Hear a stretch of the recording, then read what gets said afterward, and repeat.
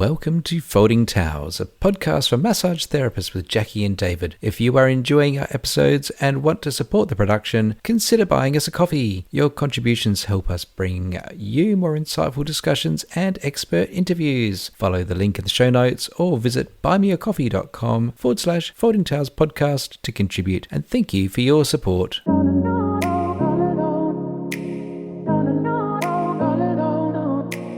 Hello and welcome back to another exciting episode of the Folding Towels podcast. Hello, Jackie. Hey, David. How are you? I am so good. What's been going on? Not very much. Just doing the things, going to work, taking the kids to their things that they do, and, you know, whatever it is, all the stuff that you do every day. Isn't parenting grand? It's fun. Hey, David, I have a question for you. This is completely unprompted. David doesn't know I'm asking him Excellent. this. Have you seen the movie that is, I believe it's currently number one on Netflix at the moment, which is called Last Breath? I have been told about this movie by one of my clients just recently. They described it to me, and I am curious, but at the same time, I feel a bit terrified. I watched the movie last night, and it is slightly terrifying, yes, especially if you're claustrophobic. But the real question is, did you know that there is an actual documentary about the exact thing that happened in the movie? I am familiar with the story. I remember when it happened. Oh, really? Yeah. I can't tell you the year, but I do remember reading about it in the news and going, oh my God. I don't want that as a career. Yeah, there's no way. I'm not even sure I would get on the boat, let alone in the little capsules that they live in for a couple of weeks at a time. Yeah. So for context, this is about some deep sea divers who are working on the ocean floor. And they've got their little, let's just call it a bedroom that gets descended down to the ocean floor. And they're able to exit the bedroom and go in their special deep sea diving suits and go about their business. And there's a lifeline from the ship to the bedroom.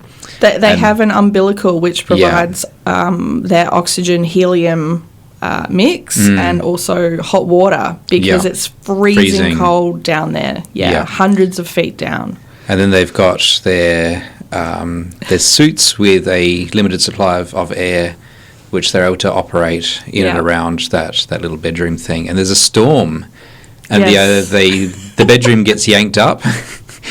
Well, one of them makes it back to the bedroom. It's a little, you keep saying bedroom, but it's just a little diving bell. There's like nothing in it except like oxygen tanks. But they can live down there for several days. Yeah, they can. Yeah, there's a little emergency thing. There's no beds in there though. There's nothing. Yeah, so one becomes detached, including from his air supply. I think he's got like 9 minutes of air in his suit or something, and it's a half-hour journey back to the diving bell. Well, I don't want to spoil it for people, but yes, his umbilical snaps and he is pretty much stranded in pitch black. Yeah. And like literally pitch black. They take flares with them and have like a little bit of emergency lighting, but he can't see more than like a foot or so in front of his face in the dark without the support of the ship and the diving bell. And it is very, I'm quite claustrophobic. I don't like that feeling of being trapped. Small spaces are not necessarily, you know, like I'm okay in an elevator, but if the elevator was to stop, I would be in trouble. Yeah. And it's watching that, like, it was like, oh, man, I'm just really feeling a bit weird right now. Like, I need some water. Can I have it? Like, yeah. And I would actually encourage everyone to find the documentary. I can't remember if it's on Netflix or if it's on a different streaming platform because I did watch it probably about 5 or 6 years ago. But the documentary is even better than the movie. Yeah. If you are watching the movie, find the doco and watch it. It's even better. I will summon the courage to watch it someday. Yeah. You would like it. Yeah. You would really enjoy it. But on the theme of things to watch and it's not so much documentary but explainers, we've been watching the live stage production of Frozen. Really? Yeah, and there are some really cool effects. One is when Elsa transforms. She goes from the green outfit into the blue spectacular Ice Queen outfit. Yeah. And it just disappears off her, and I'm watching it going, How did that happen? Just rewind that, Fiona. So we've rewound, and I've watched it again. Rewind it again. Yeah. And then I've had to look it up on YouTube to find out how they do it. And it's got to be timed precisely. Yeah.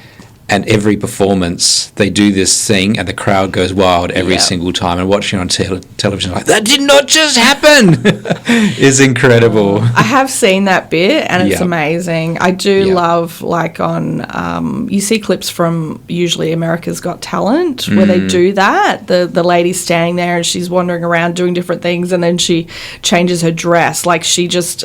half a second and she's in a different outfit. And it's just, it is kind of a magic, isn't it? Yeah. And so the performer has to stand on exactly the right spot of the stage. Yeah. And a little trapdoor opens just behind her foot.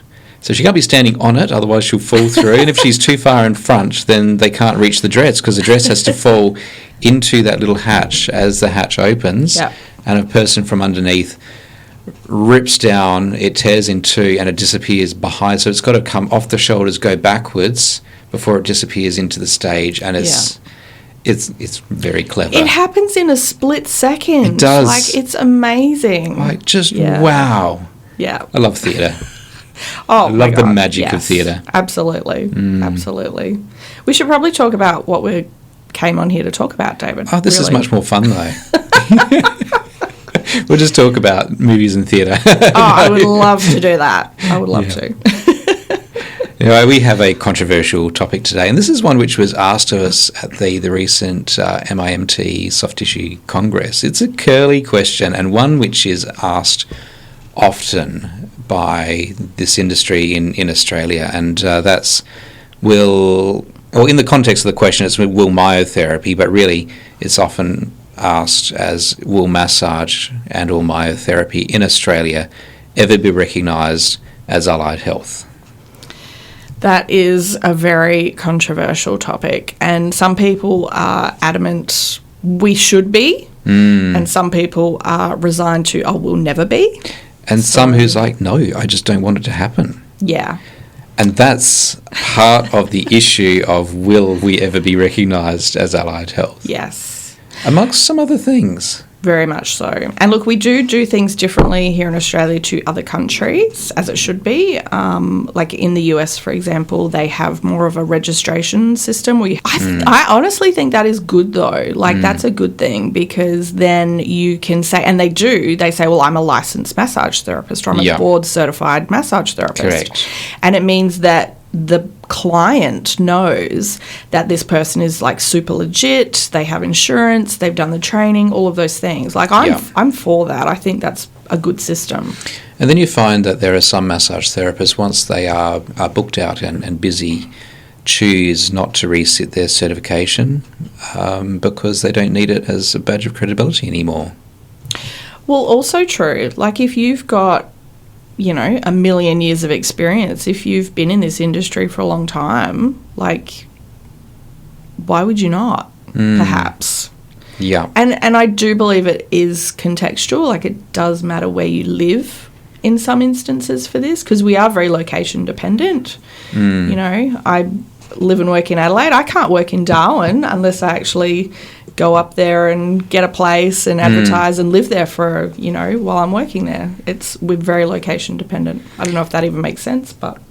So let's unpack this a little bit. And there is a definition set by the Australian government for allied health and what it actually means.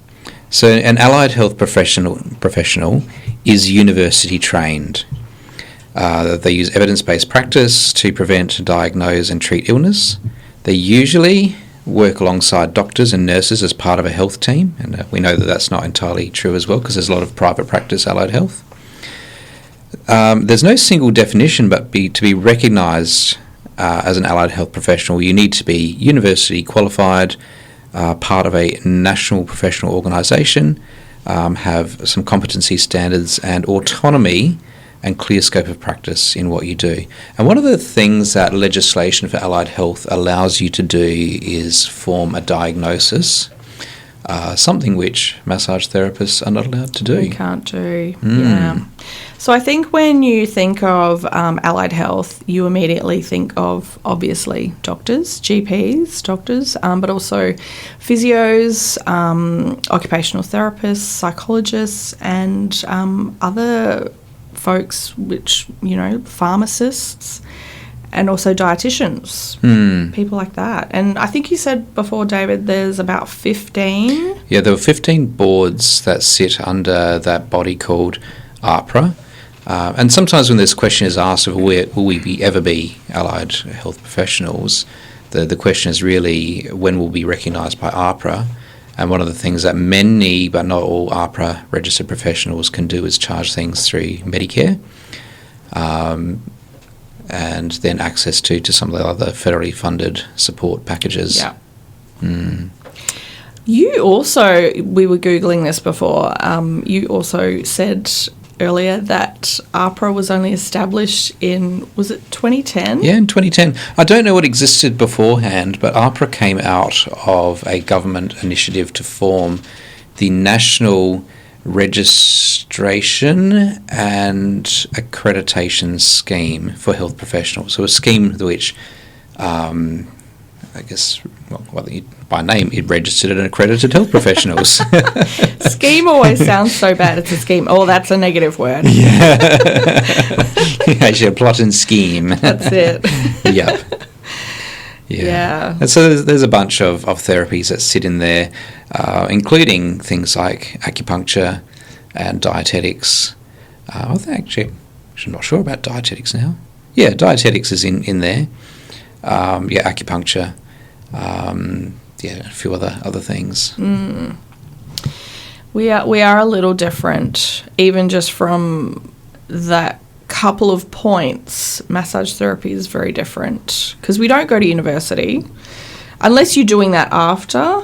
You have a separate qualification. We don't diagnose. I mean, that's one of the things that I remember very distinctly from being at massage school.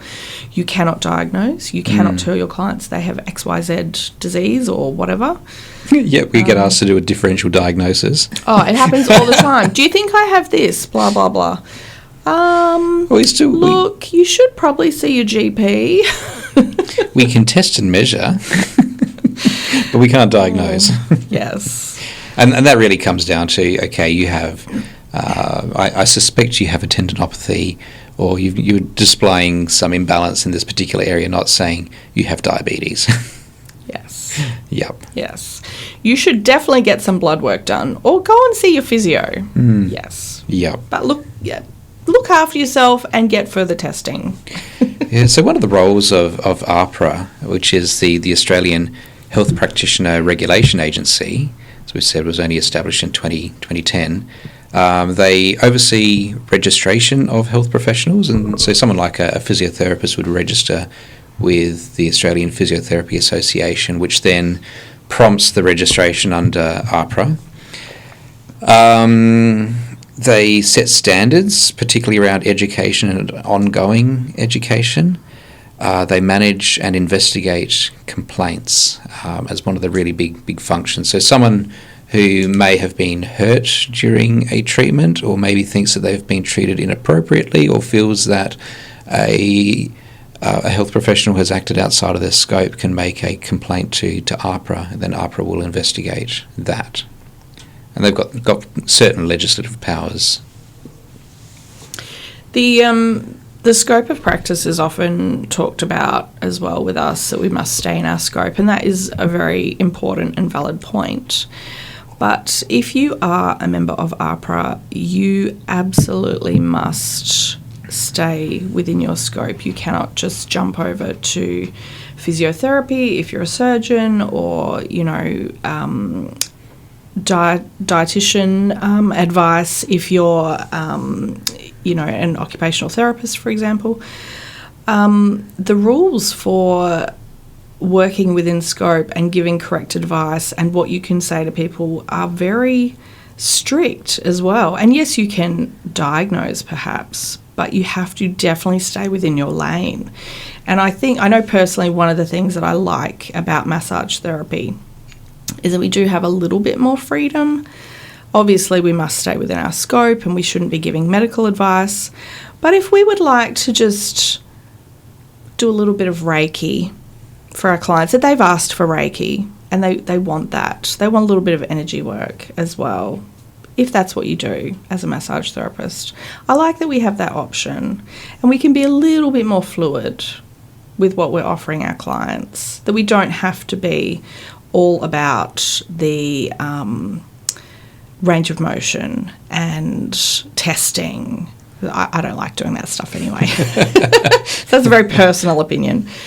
But I think it's something that people forget, that you have to work on a lot of evidence base. And I know with massage, this conversation comes up all of the time, that sometimes we just have to accept that maybe we just don't know. And I think maybe massage therapists are a little bit more open-minded in that department. We were kind of talking about this before, David, that how do you know if it's even worked? Is it the placebo effect? Is it just the fact that your client laid down on the table for an hour and got to rest? How do you even know? Well, so many things which have had explanations in the past are having those explanations disproven. It's not that the therapy doesn't work. So trigger point therapy is one of those things of the mechanism that we thought was behind the formation of a trigger point has been disproven. So some use it as an opportunity to say, well, then trigger point therapy doesn't work. Of course it works. We just don't know how at the moment. Just don't understand it. And we keep coming back, and we've said it over and over again, anaesthetics. We don't know how anaesthetic works. Not anaesthetic? No, that's correct. Yeah. Anaesthetic. We don't know how... It's a weird word. We don't know how anaesthesia works, but we know how to use it safely. Yeah. Exactly. I'm very much of the opinion myself that there's a lot of stuff that we don't know. We don't know how the brain functions in a lot of ways. We don't understand consciousness.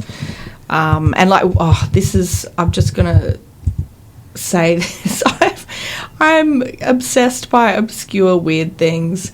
And there is a lot of anecdotal evidence to prove, or to suggest, I should say, that if you are in perhaps like a coma or you're unconscious for a long time, that you're aware of what's happening around you. And when doctors say, you know, when your loved ones are sitting by your bedside saying, oh, you know, can they hear me? Should I talk to them? And doctors go, well, it's not going to hurt. I've instructed my husband and my family that if I'm ever in a coma or anything like that, you need to put the audio books on so that I can listen to them. A bit of true crime. Maybe not the true crime. But because I'm just like, well, what happens if they think that you are, you know, not necessarily dead, but if you're gone, if you're in the coma, you're like unconscious. But in reality, what if you are actually awake some of that time and you're lying there and your brain is functioning, but they can't measure that? Yeah. So it's kind of a fear of mine, I guess. So yes, please put the audio books on if I'm ever in a coma. Okay, let's come back on topic, Jackie. So one of the difficulties is for massage, whether it be a certificate 4 in massage therapy or a diploma of remedial massage, those are both taught within RTOs. And when we look at that definition of allied health and say university qualified, well, even myotherapy, yes, it is taught in universities as a degree in a Bachelor of Health Science, but it's also taught as an advanced diploma through the RTO system. So there's no consistency there across the so for that myotherapist, it's still a myotherapist. Advanced diploma or university qualified? Which one is going to be which in who gets recognition? But one of the big things is, and this is where people get really upset, is that the term of massage therapist or remedial massage therapist or myotherapist aren't protected titles, and they can be picked up and used by anyone. And how does the public make good decisions? Well, they should know to ask questions. Can I see? They can lawfully and rightfully ask, can I see your qualifications? Can I see your insurance? Can I see if you're a member of an association? And if the therapist is saying, well, I can't do any of those things, well, the public should run. But if they just see, I've been told to see a remedial massage therapist. I essentially Google, this person says I'm a remedial massage therapist. I'll just believe that. It happens all the time. People do get hurt, sometimes physically from bad therapies, and sometimes they do get hurt from bad intentions. So, David, do you think that the qualification level of a therapist should define professionalism? Oh, that's a loaded question too, Jackie. Sorry. It's all loaded. We know that there are people who are gifted and talented in some things and that can do amazing things without a piece of paper. And we know that there are people who've got the piece of paper who are just really crap at what they do. Oh, yeah. But it's the person with the piece of paper who has gone through accredited training and they know that they've got the hours of anatomy and physiology. They've had a person show them how to do things in a safe and correct manner. They understand disease recognition and when things are a contraindication or when things are indicated. All those things happen at a qualification level and not just from guess or watching YouTube. Absolutely, yeah.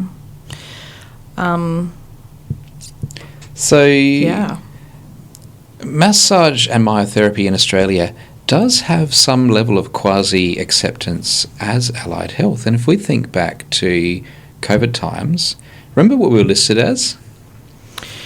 I do not wish to talk about it, David. Well, I will say the word. We were listed as masseuses, which is a very gender-specific word. Even myotherapists were labelled as masseuses in that context, and massage parlours.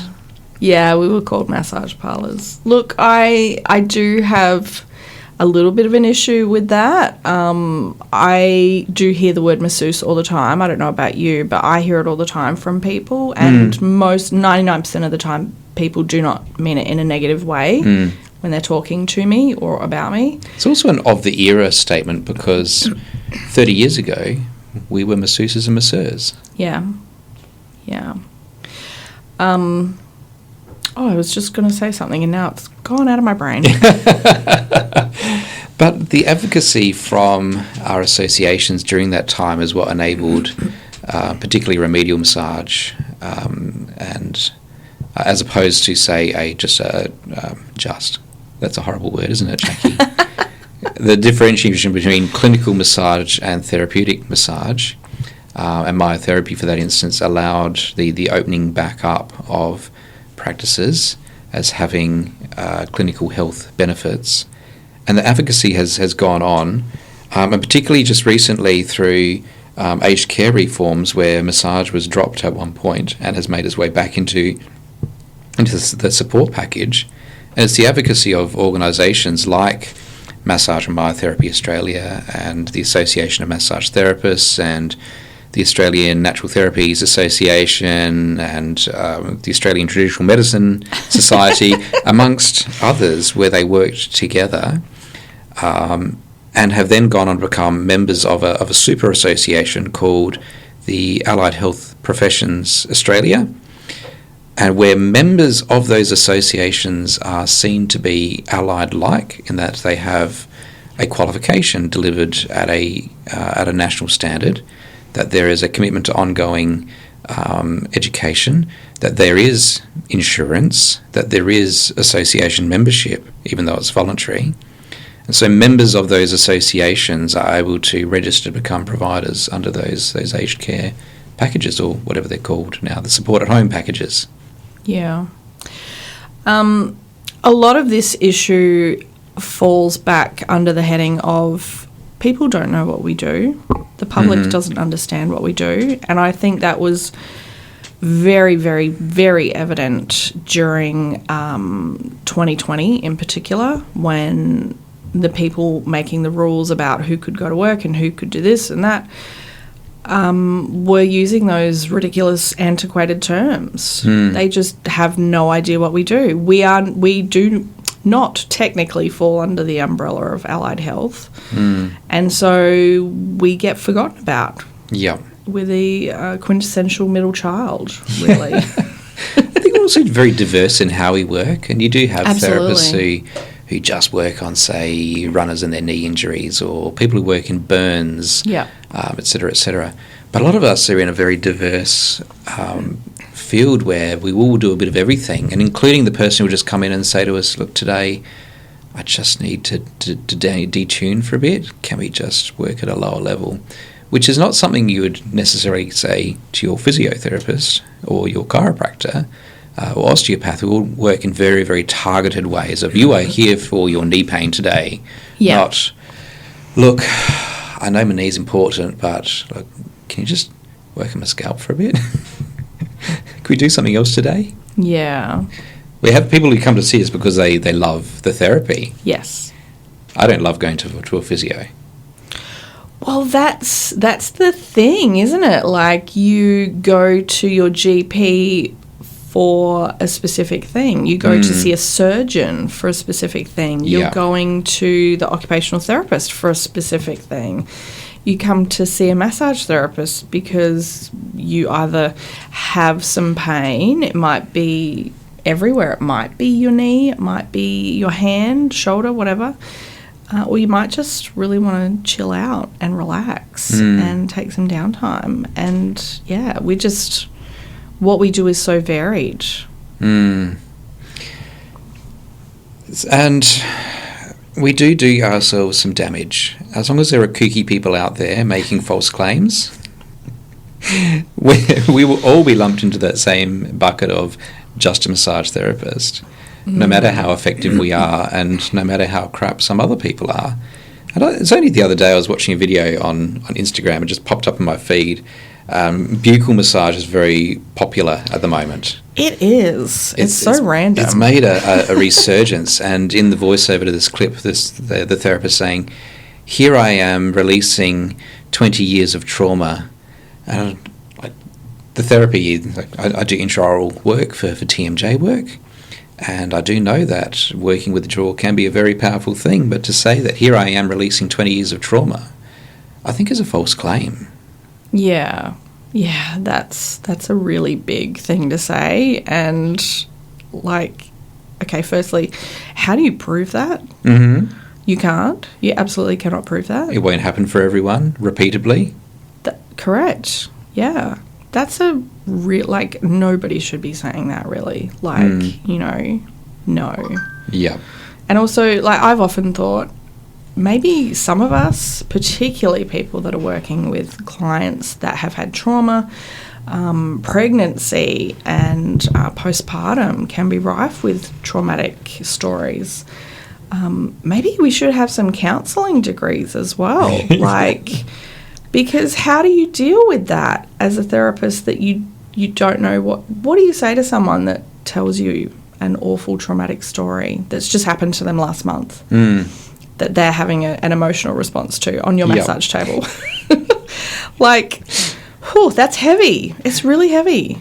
And there are some weird and wonderful practices in massage therapy that, if you were to put the lens of, let's just use the aged care support at home thing again, if that therapist were to come into your house and cover you with a drape, apply an accelerant to you, set fire to you, and beat a drum over the top of you, which you will see videos like that on Instagram again.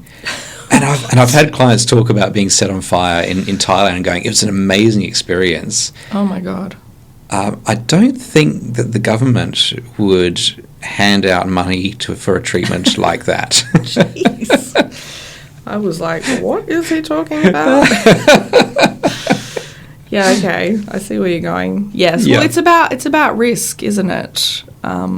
It's about how much risk as well. That factors into it, because generally we're very low risk. We're not, most of the time, we're not doing anything silly that's going to hurt our clients. You'd hope not. We shouldn't be. Yeah. But we're not, like, if you look at surgeons, for example, their whole job is to cut and to work inside the body. We don't do anything like that. Absolutely nothing. None of that is within our scope. And, yeah, so the risk is much lower. Gosh. This is just such a complex conversation as well. There's so many elements to it. I think the other thing which doesn't help the situation is there are at least 7 if not more, associations representing massage therapy and myotherapy in Australia. There's one which I came across recently, though, which is so specific it only recognises therapists who are working in a particular region of Queensland. What? Yeah, it's really? This tiny little association. But you can become a member of it, you can get your insurance, you can get your health fund numbers, etc., etc. Recognising that the need for multiple associations is also quite real. So a person might be a massage therapist and a naturopath and an acupuncturist. And so why be a member of 3 associations when there is one umbrella association you can cover those things, versus someone who is just a massage therapist, or just again. Only. Oh, I don't like that word either. Singularly a massage therapist and or a myotherapist, where this association just recognises that field. Yeah. So then you get those 7+ associations all trying to talk to the government as a peak body, and the government's saying, look, you're all sort of talking about the same thing, but slightly differently. Are you the People's Front of Judea, or are you the People's Judean Front? Like, come on, guys. Who's the one person we should talk to? And that's the trouble, is there is no one person they should talk to. I did say this and I think you brought that point up as well, at Soft Tissue Congress. In the 10 odd years that Dave and I have both been massage therapists, and anyone that's working in this industry for more than about 5 or 6 years will see this, there has been so much change in that decade or more. So much change. And I think that there has to be another decade's worth of change, at least, before any of this even begins to come to fruition. I honestly don't think we'll ever be a part of AHPRA or AHPRA, and I honestly probably think it's a silly idea for us to be recognised by AHPRA, but I think we can really build this industry and make it wonderful and get some more recognition and get the government listening to us, because at the moment they just don't care. The government has much bigger fish to fry, and we are like the tiny, tiny, tiny little plankton way down. They don't care about us. We don't have a politically strong voice for them to care about. Exactly right. And that's one of the things which will drive change. Is like this has to happen at the political legislative level. Political legislative level. So we need strong advocacy and strong unified advocacy from that point. But we also need our clients to care enough about us that they speak about us to their state and federal representatives. Because unless the public is raising enough noise about this, then the politicians aren't going to care. So we have to come together as a collective, as myotherapists and massage therapists, and we also have to continue educating the public, which is a huge job. That is an enormous job, and I just don't see how that's going to take less than 15 to 20 years, honestly. One of the things which would drive change rapidly is if there was greater awareness of how many people are being hurt through these therapies. And that's not necessarily malpractice, but criminal activities. So do you mean like the rogue therapists that you're talking about that have only done like the 6-day course and now call themselves remedial massage therapists? That's one aspect of it. You may get someone who's done their micro course and then lays into the lateral neck with an elbow and causes a dissection.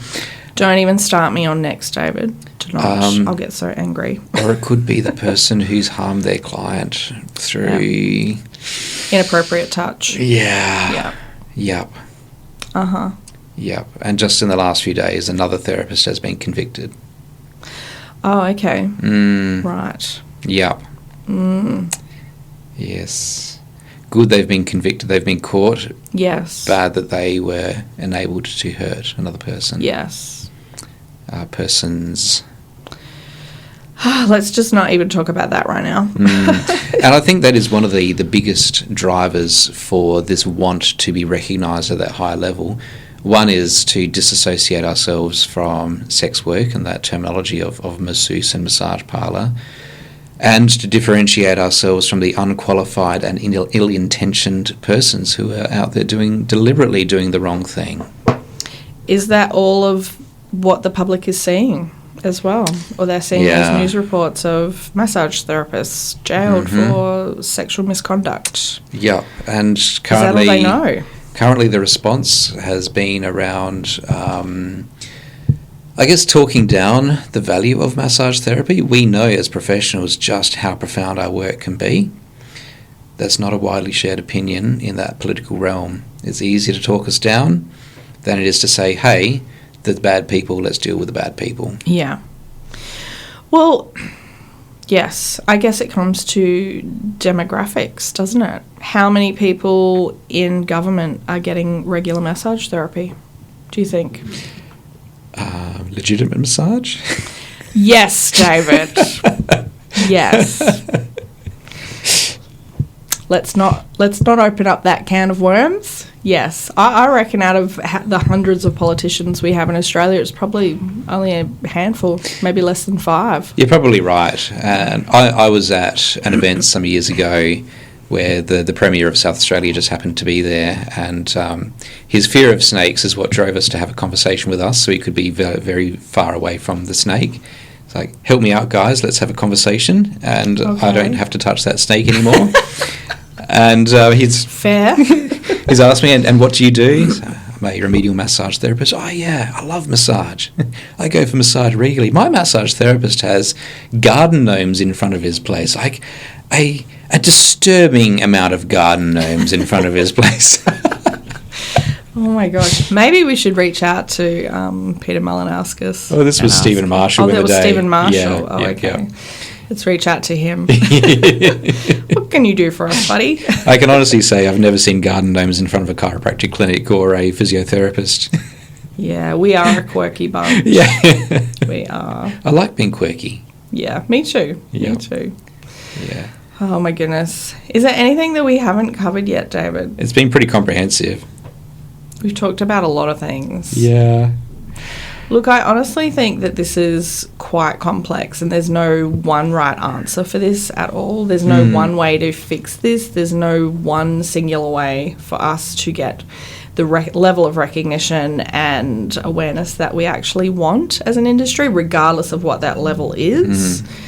I think it's going to take a lot of work, personally, and a lot of change. And my hope is that we can actually do this.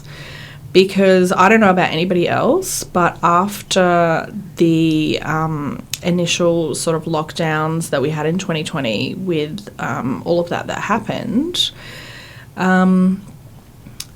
everyone wanted to get a massage after that. It was all of a sudden there was this awareness and people were talking about it, and healthcare was such a huge topic, and people wanted to look after themselves, and they were so stressed, and they were coming in and going, I'm working from home now, my back hurts, and this is going on and that's going on, and like I was just insanely busy for the rest of that year and into next year, and then it kind of petered out a bit and went back to like normal, but that gave me hope that, well, people do want to look after themselves. Maybe they just don't understand how. Maybe that's part of solving this equation. Look, I want to come back to that word quirky, Jackie, because as I said, I like being quirky. Sure. But there is a difference between...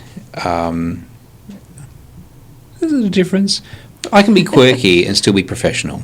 Oh, 100%. And that is one of the questions which really needs to be asked and answered, is around the professionalism of massage therapies, of which most of us are acting and behaving in a professional manner. Yeah. But some aren't. Some aren't. So keep showing up as professionals, do good work, and advocate for a future that we actually want to see. Yeah. I would really encourage everybody to, if you are not, for whatever the reason might be, if you're not with an association, to consider even becoming not necessarily a full member, but like the lower level affiliate membership. Yeah.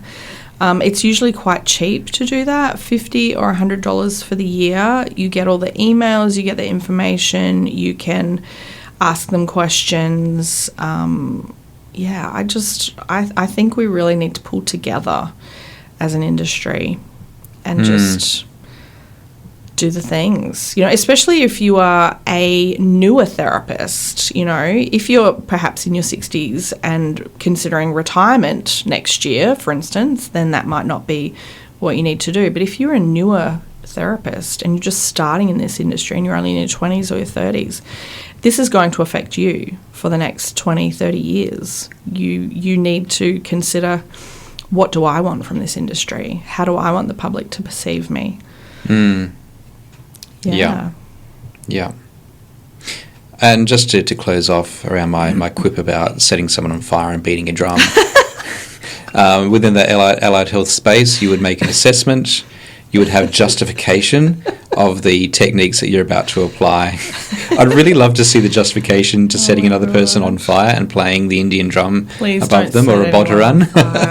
Are you talking about fire cupping or something else? I'll show you a video in the break, Jackie. Okay. So on that note, I'll put a link to that video in the show notes. But we're going to wind this up, Jackie. Otherwise, we'll be here forever. We better stop talking about this. Thank you for joining me today, David. It has been a delight, as always. Why not leave a comment for us either through the socials about this episode, or you can do that directly through Spotify and many other streaming platforms that you are listening to. Leave a comment on the episode. We'd love to know your thoughts. And look, if you are a therapist and you know other therapists that are not listening to our podcast yet, this might be a really great episode to send to them and get them started. Yes, get on those emails. Yes.